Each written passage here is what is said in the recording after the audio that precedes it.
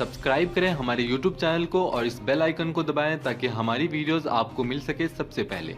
कभी राम के नाम पर, कभी रहीम के नाम पर, कभी कब्रिस्तान के नाम पर, कभी शमशान के नाम पर, कभी हिंदू के नाम पर, कभी मुसलमान के नाम पर, कभी जाति के नाम पर, कभी धर्म के नाम पर, कभी क्षेत्र के नाम पर, कभी बिरादरी के नाम पर, कभी अगड़ा, कभी पिछड़ा। हमने यही तो किया ना, जो किया तो भुगतो। फिर आम हिंदुस्तानी इसीलिए भुगत रहा है कि आपने ना जाने कैसों कैसों को वोट देकर माननीय बना दिया, सत्ता हाथ में थमा दी, और बंदर के हाथ में उस तरह आएगा तो क्या करेगा। इसीलिए मैं बार बार ये बात कहता हूं कि आपने अपना वोट खुद लुटवाया है तो खुद भुगतिए। मर सड़कों पे रहा है आम आदमी। आज अगर कोरोना हो जाए हमको तो इलाज नहीं है, कोई हाथ लगाने वाला नहीं है। अगर आप खुद से सही हो गए तो ठीक है, वरना भगवान राम ऊपर मिलेंगे। ये स्थिति है। जिस तरीके से एक साथ गुट के गुट में लाशें जलाई जा रही हैं, वो तस्वीरें देखकर दिल रोता है। खुद पे शर्म आती है कि हमने किनको चुना। हमारे जनप्रतिनिधि कहाँ गायब हैं? आसपास विधायक संसद कोई नजर नहीं आता। सवाल मेरा ये है, मैं लोगों का आह्वान करना चाहता हूँ कि अपने आसपास नजर घुमाइए और आपका जनप्रतिनिधि जिसको आपने वोट दिया, जिसको आपने गणमान्य महानुभाव बनाया, माननीय बनाया, आदरणीय बनाया, वो इस दुख की घड़ी में आपके आसपास है कि नहीं है? अगर दुख की घड़ी में आपके आसपास वो नहीं है तो आप दोषी हैं कि आपने ऐसे निकम्मों को, ऐसे नाकाबिलों को वोट दिया। और सियासी भाषणों पर और दिखावों पे ना जाना, सियासी भाषणों और दिखावों पे ना जाना, अपनी और अपनों की जान खुद है बचाना। भगवान राम को याद करो, जिंदा रह गए तो कोरोना काल के बाद मुलाकात होगी, बात होगी, और अगर निकल लिए इस निकम्मे सिस्टम की मेहरबानी से तो ऊपर मिलेंगे। फिर या तो जन्नत मिलेगी, या दोजख मिलेगा, स्वर्ग मिलेगा, या नरक मिलेगा, देखा जाएगा। लेकिन आज जो हालात बने हुए हैं यहाँ जमीन पर, वो नरक से कम नहीं है।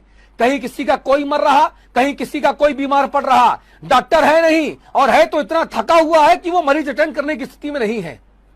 और ऊपर से हमारे नेताओं को सत्ता की मलाई चाटनी है। राक्षस हो गए हैं, राक्षस, जो लाशों पे खड़े होकर राजनीति करना चाहते हैं। जिन लोगों को रैली में बुलाया जा रहा है, इस बात की गारंटी नहीं है कि वो 3, 4, 5 दिन बाद जिंदा रहेंगे, नहीं रहेंगे।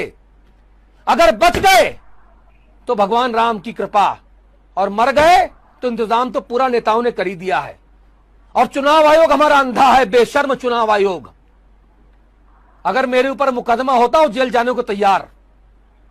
भारत का चुनाव आयोग सबसे ज्यादा महामूर्ख और अंधा चुनाव आयोग है, मंदबुद्धि चुनाव आयोग, जिसमें बैठे चुनाव आयुक्तों को केवल मलाई चाटनी है, सत्ता की चाकरी करके अपनी पद स्थापना करानी है। आज यहां है, कल किसी और पद पे बैठेंगे, बुढ़ापा ठीक से कटेगा।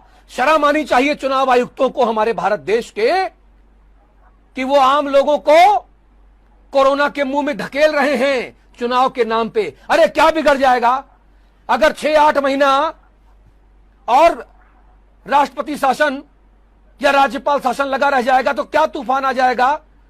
अगर 2, 4, 5 सीटों पर विधायक या पंचायत सदस्य नहीं चुने जाएंगे तो क्या तूफान आ जाएगा, पहाड़ गिर जाएगा क्या, सुनामी आ जाएगी क्या।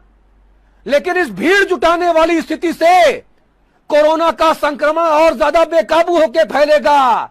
हाहाकार मचा है भारत देश में, और नेताओं को हमारे शर्म आती है। 140-145 करोड़ के भारत में कोई भी ऐसा मर्द नेता नहीं है जो खड़े होकर मंच से कहे कि नेतागिरी बाद में, लोगों की जिंदगी बचाने का काम पहले। कोई मुख्यमंत्री, कोई प्रधानमंत्री क्यों नहीं बोलता कि रैली में मेरी मत आओ, मोबाइल पे आपका मेरा भाषण मिलेगा, आपको मैं वर्चुअल भाषण करूंगा, आप लोग अपने घरों में रहिए, मेरा भाषण सुनिए, रैली पे मत आइएगा। मतदान करने का समय बढ़ा दीजिए, सुबह 6 से रात के 10 कर दीजिए, लंबी लंबी कतारें मत लगने दीजिए, आराम से लोग आए, वोट डालें, अपने घर जाएं, सत्ता भी मिल जाएगी और लोगों की जिंदगी भी बच रह जाएगी। लेकिन शर्म आती है मुझे अपने बेशर्म नेताओं पर। ऐसे हैं हमारे भारत के जनप्रतिनिधि जिन्हें वोट देकर हम चुनते हैं, जिन्हें हमारी जिंदगियों का कोई भी मोल नहीं है। आपको मरना हो तो मरते रहिए, साहब तो बैठे हैं मौज में। बहुत बढ़िया, एक और एपिसोड खत्म हो गया। आगे और कितने एपिसोड खत्म होंगे मुझे नहीं पता। हमारे नेताओं की बेशर्मी कब खत्म होगी मुझे इसका इंतजार है। बहुत बहुत धन्यवाद, नमस्कार। जो कहूंगा सच कहूंगा।